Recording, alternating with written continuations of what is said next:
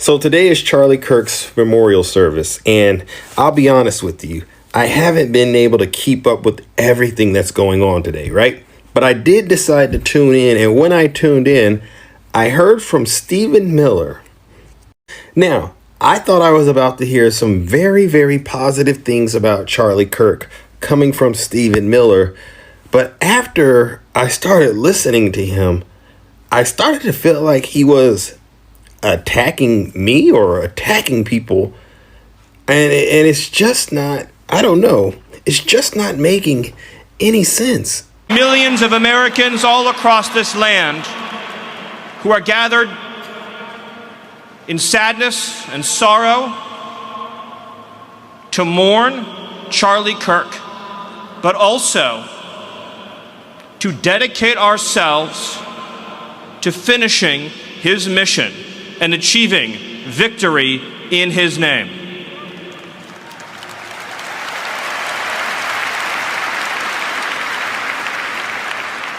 The day that Charlie died,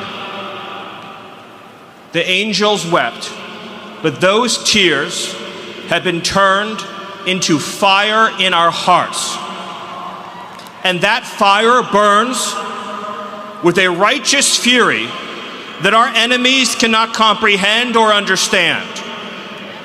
So my first read of that is, one, I didn't hear Stephen Miller quote anything that Charlie Kirk said that is inspiring him to be a better person. Instead, it just seemed like he was unleashing all kinds of anger against his enemies. And our enemies cannot comprehend our strength, our determination, our resolve, our passion. Our lineage and our legacy hails back to Athens, to Rome, to Philadelphia, to Monticello. Our ancestors built the cities. They produced the art and architecture. They built the industry. Erica stands on the shoulders of thousands of years of warriors, of women who raised up families, raised up city, raised up industry, raised up civilization, who pulled us out of the caves and the darkness into the light. The light will defeat the dark. We will prevail over the forces of wickedness and evil. They cannot imagine what they have awakened. They cannot conceive of the army that they have arisen in all of us. And you just can't help but wonder, in his world, who are the enemies, right? Because the suspect, from what we've all been told, has been captured. And what we've all been told is the suspect was working alone. So the question is, who are these enemies that Stephen Miller is talking about? And why couldn't he at least show Charlie Kirk some more respect and say something positive about him and his legacy? It's just not, in my opinion, it's really not making any sense at all. Maybe I'm seeing it wrong, but I haven't been keeping up with it all day long, and then I tune in and I see Stephen Miller saying all of that, and I'll be honest with you, it just means, it makes me not want to be a part of it. The both sides are the same crowd really need to wake up to what's going on right now. Stephen Miller, Donald Trump's right-hand man, had a speech over the weekend that might as well have been from the 1930s Germany. Our lineage and our legacy hails back to Athens, to Rome, to Philadelphia, to Monticello. Our ancestors built the cities. They produced the art and architecture. They built the industry. And to those trying to incite violence against us, those trying to foment hatred against us, what do you have? You have nothing. You are nothing. You are wickedness. You are jealousy. You are envy. You are hatred. You are nothing. You can build nothing. You can produce nothing. You can create nothing. We are the ones who build. We are the ones who create. We are the ones who lift up humanity. I don't know how much you saw Charlie Kirk's memorial / funeral over the weekend, but it was more of a propaganda rally for Donald Trump and the Republican Party than it was actually remembering the person that was Charlie Kirk. And they used every opportunity available to let you know that you're either with us all the way or you are an enemy and we are going to come after you. And I know a lot of times in the past, people will say things like, oh, you're using that word too often to describe these people. It's a little overblown, a little overused. It's not overused. It's not overblown. It is wildly accurate to what is happening in this moment. Look, here's my huge takeaway here. There are too many people who say things like, oh, well, there's bad people on both sides. The left is rooted with a bunch of people who want to do things like free healthcare and getting fossil fuels out of our environment and like making housing more affordable. And the far right are people who are literally trying to emulate 1930s Germany. And you're somehow equating that both sides are just as bad as each other. Like, wake the fuck up, man. Like, wake the fuck up. There is nothing like equal about the left and the right, or even the far left and the far right.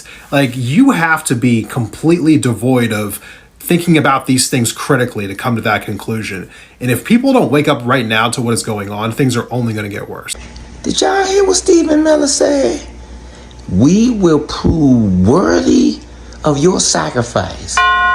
While referring to Charlie Kirk, we will prove worthy of your sacrifice was his exact words. And why everybody trying to act like the Red Party didn't have a whole live super duper convention right before the midterms?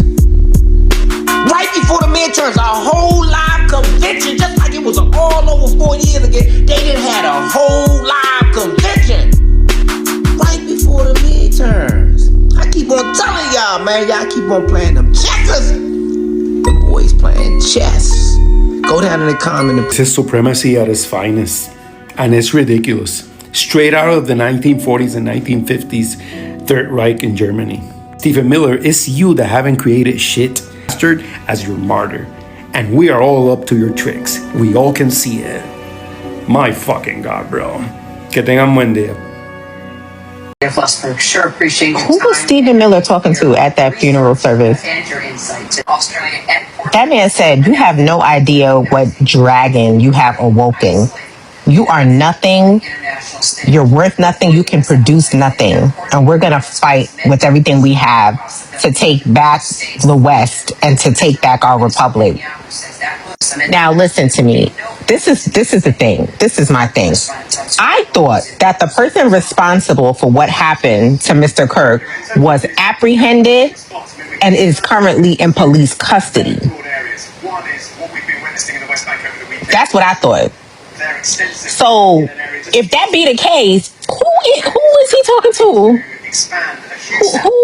Who was he directing that rhetoric at? Is what I'm trying to figure out. He said, your actions have immortalized Mr. Kirk. Y'all didn't get rid of him. He's now immortalized. I thought the person was apprehended and the person is in police custody. Okay, now let's pause for a second and talk about that speech Stephen Miller gave at Charlie Kirk's funeral, because honestly, I am confused. Like, I really thought the person who did this was already in custody, if not in jail, and the whole world knows exactly who the culprit is. So if anything, shouldn't Stephen Miller have been addressing that young man directly? Instead, he came out swinging with this fiery, almost combative speech, talking about how his ancestors built the industry, saying things like, you have nothing, you're jealous, you're nothing, you can produce nothing. I mean, what was that really about? This was supposed to be a funeral, a moment of messages of comfort and condolences, not a political rally or his history lecture. The energy he brought felt so out of place and honestly uncomfortable to watch. And I don't know about you, but I think we have a pretty good idea who that message was really aimed at. Social media definitely caught it too. TikTok is blowing up with reactions and people calling out how inappropriate that whole moment felt. So let's just keep going and check out more of these TikTok reactions, because the backlash to this speech is something else. And of course, I want to hear your thoughts on this. Go ahead, drop your thoughts in the comment section down below. Yeah, let's continue watching. I'll come back at the end of this video to give my final thoughts on this. Let's watch. Stephen Miller, what are you talking about? What are you screaming about? I mean, you guys are the ones that build. You guys are the ones that... Conservatives don't build anything. Conservatives don't... No. In fact, every great forward movement in this country is by liberals, not by conservatives. Conservatives don't bring the country forward at all, and never have. Conservatives vote against everything. Women wouldn't be where they're at if conservatives had their way. And I could go on and on and on, but I'm not going to waste everyone's time. But to say that the world is built by conservatives, you guys can't even pass a piece of legislation without Democrats. You guys can't even just fund the government. No, you guys go on break, on holiday, and just, oh, I guess we'll take care of it in the last 3 days. You guys aren't responsible. You guys aren't real leaders. You guys don't really know what you're doing. And that's evident week after week, month after month. As we watch the United States falter, it's faltering because conservatives are in charge. We see it all the time. Conservatives get in charge and they mess everything up, and liberals have to come in and fix it. Those, my friend, are the facts.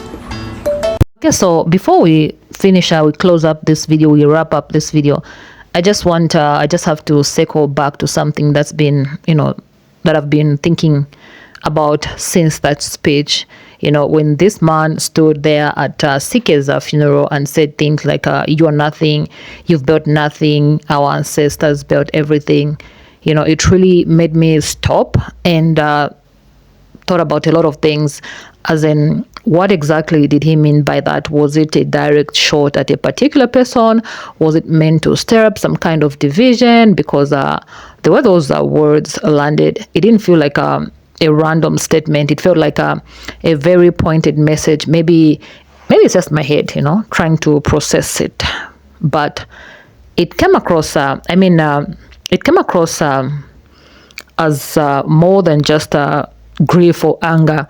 And here's the thing: if we're going to talk about who built what, we can just leave the story one-sided, because history tells a different story. So when you look at what Black ancestors contributed to the U.S., contributions that go far beyond what's actually usually acknowledged. Let's not forget that Black Americans were the backbone of so many industries in the U.S., from agriculture to infrastructures, from music to science. The fingerprints of Black ancestors are everywhere.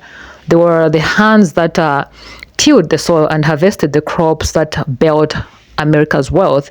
They were the minds and inventors behind innovations that still shape how everybody lives. Everybody admires the U.S. Okay, think about it. Railroads, roads, and entire cities were literally built by the labor of enslaved Africans and their descendants. They laid the bricks, worked the fields, and created the economic foundation that allowed the country to grow onto what it is now.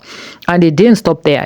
After slavery, Black entrepreneurs, innovators, and artists continued to build and create, from traffic lights and refrigeration technology to the way roots of American music, jazz, blues, and hip-hop. These are all lasting legacies born from Black genius and resilience. These contributions are still used, still developed, and still evolving to this day. So when someone stands up and says, you've built nothing, I can't help but feel like that's just, inaccurate. It's an erasure of reality. Black ancestors built more than just physical structures. They built culture, industry, art, and systems, the entire world benefits from it. And that's not a political statement. It's just historical fact. And before anyone tries to twist this video into something, this is not a political video. Let me be very clear on that. And this is for YouTube. This video is just for entertainment purposes only. This is not a political video. I'm not here to start a debate or push an agenda. I'm just sharing reactions to a moment that happened at a very public funeral. Everybody listen to this. I'm not creating this. I'm giving some historical context to words that struck me and clearly struck a lot of other people too. At the end of the day, everyone watching can take this man's words however they choose. Maybe you heard something differently. Maybe you think I'm reading too much into it. That's okay. My viewers, do or translate how you feel like on what this man said at CK's funeral. Your perspectives matters. Your perspective matters, and genuinely I want to hear it, okay? Because funerals are supposed to be about honoring a life, offering comfort, and coming together, even in disagreement. But this speech turned into something else, something that's hard to ignore. And whether you see it as an outburst of grief, a political statement, or a coded message to someone we don't even know, it's worth talking about. So let's keep this conversation going. Go ahead, drop your thoughts in the comment section down below.